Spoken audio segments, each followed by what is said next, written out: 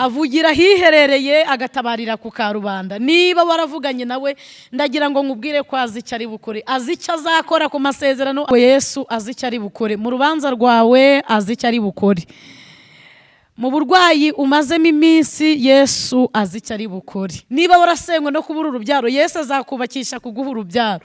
Yesu ntabwo ashobora kudusezerera amaramasa kubera ko nubwo abarobyi baba benshi ku nyanja, ifi yawe ntawe uzayikurobera kubera ko Yesu. Murakoze cyane, mbahaye ikaze ku Gushima TV. Imana ibahe umugisha mwebwe mukomeje kudukurikirana, mukomeje gukora subscribe, mukaduha na comment, mugakora na share.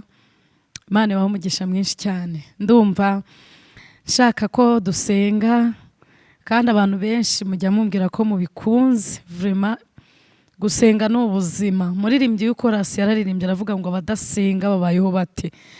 Arisubiza aravuga ngo bishwe na bwaki. Hanyuma gusenga bitanga ubwiza, gusenga bikomeza umuntu mu bibazo. Nababwiye ko gusenga ntago bikuraho ibibazo, ntago bituma umuntu usenga adahura n'ibibazo, ariko bimukomeza mu bibazo. Ntago gusenga bikuraho intambara, ariko bikomeza umuntu usenga mu ntambara. Imana ibahe umugisha. Kandi narababwiye ngo nucaho Imana ica ntabwo izagucaho, nuramuka uciyeho Imana ica ntabwo izagucaho. Ubwo rero nabashishikariza kuba mu mwanya Imana ibashakamo. Yesu yabwiye Marita ngo Mariya yahisemo umugabane mwiza. Umugabane wo gusenga ni umugabane mwiza uruta indi migabane yose. Turacyagushima Uwiteka Imana Nyiringabo, tugushimiye muri Kristo Yesu.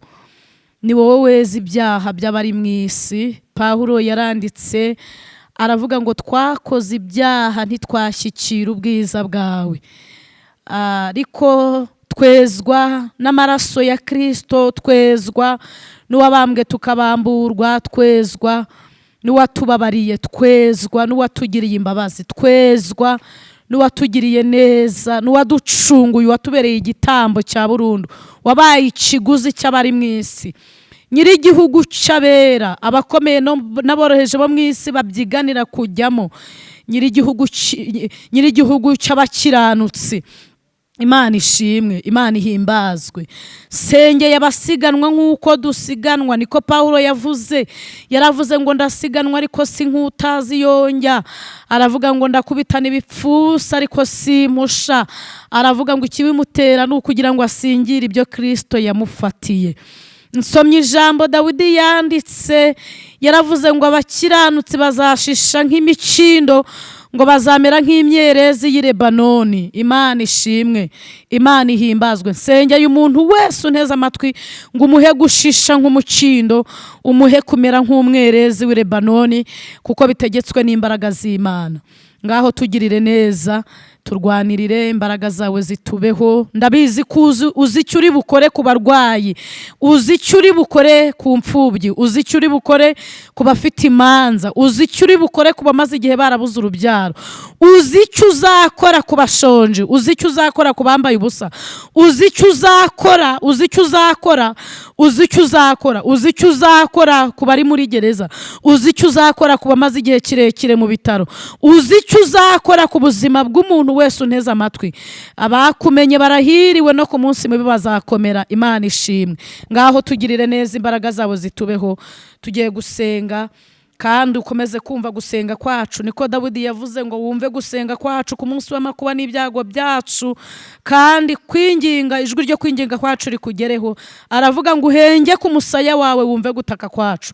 Sengeye buri muntu wese unkurikiye kugira ngo uhenge ku musaya wawe wumve gutaka kwe, maze umusubize ku munsi w'amakuba n'ibyago bye. Umuremere amashimwe, zaburi n'ibihimbano by'umwuka wera ubyuzuza akanwa ke. Mbisenze nizeye mu izina rya Yesu, amen. Tugiye gusoma Yohana, igitabo cya Yohana, ibice 6. Yesu ahaza abantu 5,000. Twumve uko havuze ku murongo waho wa 5, tumaruke hepfo. Aravuze ngo Yesu yubura amaso, abonye abantu benshi baza aho ari, abaza Filipo ati turagura hehe ibyo kurya ngo aba babone ibyo barya? Icyatumye amubaza atyo yagira ngo amugerageze ubwe yari azi icyo ari bukore. Filipo aramusubiza ati imitsima yagurwa idenariyo 200 ntiyabakwira nubwo umuntu yaryaho gato. Hanyuma tugiye kuganira kuri iri jambo rifite intego ivuga ngo Yesu azi icyo ari bukore. Mu rubanza rwawe azi icyo ari bukore. Mu burwayi umazemo iminsi Yesu azi icyo ari bukore. Mu ntambara umaze iminsi urwana nazo Yesu azi icyo ari bukore. Famiye zaragutaye ndagira ngo nkubwire ko Yesu azi icyo ari bukore. Umaze igihe mu bukumi uhora upfusha ubukwe byaranze ko mbega wategereje isezerano ariko Yesu azi icyo ari bukore. Umaze igihe kirekire ucuruza ugahomba, uritegereza ukabona nta cyerekezo cy'ubuzima. Umaze igihe kirekire mu bushomeri, kuva urangije kwiga wabuze n'ikiraka, ariko nkuzaniye inkuru ikubwira ko Yesu azi icyo ari bukore. Yesu wenyine niwe uzi icyo uri bukore, niwe uzi icyo agomba gukora ku buzima bwawe, niwe uzi icyo ari bukore. Ejo bundi Yeremiya yarakingiraniwe mu gikari cy'inzu y'imbohe, ngo agiye kumva yumva ijwi ryuzi icyo ari bukore riramuhamagaye, riramubwira ngo Yeremiya ntabaza, ndagutabara nkwereke ibintu bikomeye biruhije wowe Yeremiya utamenya. Riramubwira ngo ni jyewe ugira icyo ndema, namara kukirema nkagikora. Murumva neza, namara kugikora nkagikomeza. Yeremiya yigeze ahura n'ibintu bimusenya, uzi icyo ari bukore aramubwira ngo nzakubaka, nimara kukubaka nawe uzaba wubakitse. Imana ishimwe. Imana ishimwe. Yesu rero azi icyo ari bukore, azi icyo ari bukore mu bintu waburiye inzira, azi icyo ari bukore mu bintu waburiye, ubona mbega akura ibintu bishoboka mu bidashoboka, akura ibintu bifatika mu bidafatika, avugira hiherereye agatabarira ku karubanda. Niba waravuganye nawe ndagira ngo nkubwire ko azi icyo ari bukore, azi icyo azakora ku masezerano, azi icyo azakora mu ntambara ufite. Yesu yarari kumwe n'abigishwa be, hanyuma ngo abantu benshi baza aho ari nk'uko bisanzwe, ngo bamaze kuhaza biriza umunsi wose, inzara irabica, barasonza. Abigishwa baramusanga baramubwira ngo mwigisha, turumva dushaka kusezerera abantu bagataha, burije kandi barashonje. Hanyuma Yesu kubera ko yari azi icyo ari bukore, ngo yegera Filipo aramubwira ngo aba bantu ni twebwe tugomba kubagaburira. Filipo ngo ahita ashyira mu mibare, ashyira mu mibare. Ashobora kuba yarashyize mu mibare nk'iyo nawe washyiramo. Uyu mwanya Yesu akubwiye ngo ndaje, hari icyo nje kukuremera, hari icyo nje kugukorera, warasenyutse, nje kukubakisha ibyagusenye. Yesu wenyine ajya yubakisha umuntu ibyamusenye. Niba warasenywe n'amagambo, Yesu azakubakisha amagambo yagusenye. Niba warasenywe no kubura urubyaro, Yesu azakubakisha kuguha urubyaro. Niba warasenywe no gusonza, Yesu azakubakisha kukugaburira. Niba warasenywe no gushomera, Yesu azakubakisha kuguha akazi, kubera ko Yesu azi icyo ari bukure. Niba warasenywe no kurwara igihe kirekire, Yesu azakubakisha kugukiza uburwayi, aguha ubuzima. Niba warasenywe no kwangwa n'abantu, Yesu azakubakisha kuguha igikundiro, ukundwe, ntabwo uzongera kwibuka imibabaro yawe ukundi. Yesu ngo yegera Filipo aramubwira ngo aba bantu nitwe tugomba kubagaburira. Filipo ngo ashyira mu mibare, ashyira mu mibare, atangira gutekereza inzira yanyuzemo, atangira gutekereza, atangira gukurura ibintu n'ibindi, ako Yesu we yabimubwiye azi icyo ari bukuri. Amen. Iri jambo riragaruka ku ijambo Mariya yabwiye abigishwa bari mu bukwe Kana. Yarababwiye ngo icyo umwigisha ababwira mu gikore. Nuko yarazi neza ubushobozi buri mu mwana we, yarazi neza ubushobozi buri muri Kristo, yarazi neza ubushobozi buri mu mwami w'abami. Arababwira ngo icyo ababwira mu gikore. Iyo usomye Bibiliya ivuga ko bavomye amazi bakuzuza ibyo bagomba kuzuza, iyo vino ikaryoha kuruta iya mbere, kubera ko Yesu yarazi icyo ari bukore. Abayinyweye baravuze ngo kuki mwaduhaye ibishya mukaba muduherukije iryoshye. Nuko Yesu yarazi icyo ari bukore muri ubwo bukwe bw'Ikana. Yesu ahura n'umupfakazi w'inayini, abantu bamushungereye basakuza bagira bate, agahagarika bikoreye ikiriba, yari azi icyo ari bukore. Atoba kondo n'amacandwe akabihumuza uwari warahumye. Mu busanzwe uzabikore bizagutokoza, ariko kuko wazi icyo ari bukore, afata n'ibintu abantu babona bidashoboka akabibyazamo ibintu bishoboka. Hanyuma rero ndagira ngo ngusengere wowe umaze igihe warabuze ibyiringiro, ubona Yesu yaratinze ku masezerano ufite, ubona Yesu yaratinze ku burwayi umazemo igihe, ubona Yesu yaratinze ku gihe, ku myaka, ushingiye ku myaka umaze mu kubura urubyaro. Yesu yaratinze ushingiye mu bushomeri umazeho igihe. Yesu yaratinze ushingiye mu ntambaro umazemo igihe. Ndagira ngo uyu munsi ngutangarize ko Yesu azi icyo ari bukore. Ni umugwaneza, yuzuye ubugwaneza. Yesu yuzuye amagambo aryoshye. Yesu yuzuye imbaraga. Yesu yuzuye imbabazi. Yesu yuzuye kwera. Yesu yuzuye gukomera.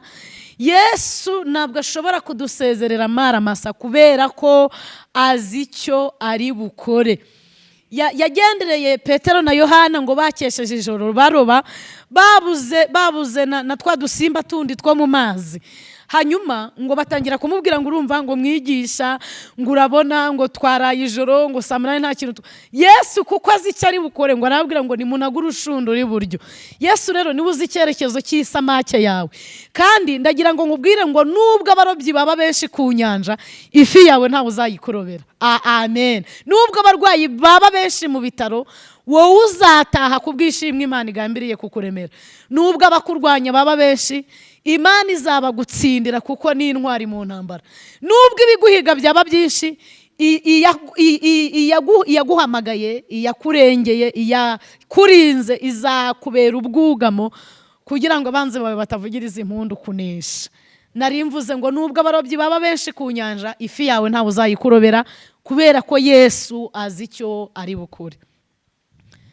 Turacyagushimira muri Kristo Yesu, uwamennye amaraso ku bwacu, uwitanze ku bw'abakobwa n'abasore, ku bw'abagore n'abagabo, uwitanze ku bw'abirabura n'abazungu, uwitanze ku bw'amoko yose n'indimi zitari zimwe, uw'amoko yose n'indimi zitandukanye zizapfukamira mu isi, uzavuga abatuye isi bakumva ijwi rye, bakumva gukomera kwe. Uwavuze ngo ntiduhagarike imitima tumwizere, twizere na Data agiye gutegura aho tuzaba. Ufite adresse, waduhamagaye afite adresse, ufite aho adukura akaba afite n'aho atujyana. Yitwa intare yo mu muryango wa Yuda. Iyo ageze mu nyamaswa aba intare yo mu muryango wa Yuda. Iyo ageze mu bishyitsi aba igishyitsi cyo kwa Dawidi. Iyo ageze mu masoko aba isoko y'ubugingo, kuko umusambanyi yamunyweyeho ashira icyaka, umusinzi yamunyweyeho ashira inyota. Hanyuma uroga iyo amunyweyeho yihana kuroga kwe. Uyu nguyu iyo tumunyweyeho dushira icyaka cy'imibabaro tukakira ibyishimo. Niwe wenyine waje kubwira imbohe ko zibohowe. Aravuga ngo abanyamibabaro nibishime kuko ari umugwaneza, yoroheje mu mutima. Ni Kristo, ni ubwugamo bw'umugaru, ni ibendera ry'abamufite. Abantu bamwizeye ntabwo bazakorwa n'isoni, uhereye none ukageza iteka ryose. Nsengeye umuntu wese wabuze uko agira, afite amadeni, afite uburwayi, yabuze urubyaro, amaze igihe kirekire yabuze ubukwe, ararambagizwa ariko bakamubenga mu ibanga. Uwiteka ni umushomeri, arashonje, akeneye kurya, ari mu mubabaro w'ubupfubyi, imiryango ye yaramutaye. Ese imiryango yarashize ntayo afite, ni umupfakazi, ni incike, anteze amatwi, amaze igihe kirekire muri gereza. Amen. Ndamusengeye ngo umugirire neza, kwa kuboko kwawe kutagaragara ariko gukora ibigaragara, kumwubake arubakika, gukora ibikomeye ku buzima bwe mu ruhande rwe. Haleluya. Kuzamura ibendera neshe, kandi ibendera ry'ubutabazi rigaragare mu ruhande rwe. Ndasenze wowe uzi icyo uri bukore ku buzima bwacu, wowe uzi icyo uri bukore ku buzima bw'itorero, uzi icyo uri bukore ku buzima bw'abanteze amatwi mu mpande enye z'isi. Daniyeli yaravuze ngo abantu bazi Imana yabo bazakomera, ngo nibamara gukomera bazakora iby'ubutwari. hari umuntu wari ucitse intege kuko abona byamuyobeye, ariko ijambo rirambwiye ngo uzi icyo uri bukore. Daniel yarongera avuga ngo abantu bahinduriye benshi ko bakiranutse ngo bazaka nk'inyenyeri, ngo bazaka nk'izuba ryo mu ruturuturu riva rifite gukiza mu mababa yaryo. Ndagira ngo iri zuba rivire umuntu wese wari ucujuze umwijima, wari ubudukiwe n'umwijima w'ibibazo by'uburyo butari bumwe, abona ikimenyetso cy'ibyiza, abona ubutabazi bw'isumba byose, abona ubutabazi bw'ivuga bikaba yategeka bigakomera, abona ubutabazi bw'Imana idashyirwaho n'amatora, Imana itavuga amasigara byicaro, Imana itaryarya, Imana itabeshya, Imana itaturerega, Imana itarobanura ku butoni. Ubutabazi bw'Imana bumubeho, kubera ko ibyo yibwira kutugirira ni byiza si bibi. Niko Yeremiya aherutse kwandika, aravuga ngo ni ukugira ngo iturememo umutima w'ibyo uzadukorera hanyuma.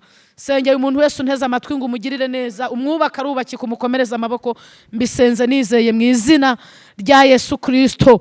Kandi Uwiteka kurira kwararira umuntu nijoro, ariko bwacya mu gitondo impundu zikavuga. Niko Dawidi yavuze.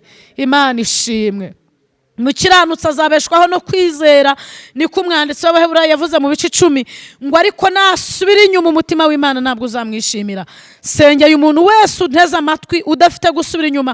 Hepfo yaravuze ngo ariko twebweho ntabwo dufite gusubira inyuma, ntabwo dufite gusubira inyuma habe na gato, kuko ibyiringiro dufite kwizera. Sengeye umuntu wese unteze amatwi rero ngo umukomereze amaboko.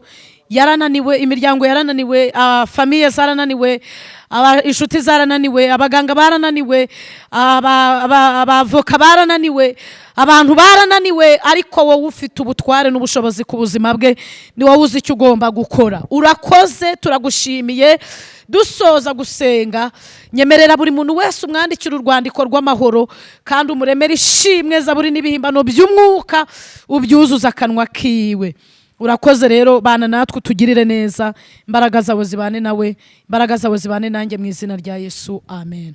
Murakoze, ndabashimiye. Yesu azi icyo ari bukore, mukomeze mumugirire icyizere mu izina rya Yesu. Nimero za telefone 0788 mbashimira ko mukomeje gukora subscribe ndetse no kumpa comment, binyereka ko mwaryohewe n'ijambo ry'Imana mbagezaho, mukora na share. Imana ibaha umugisha, amen.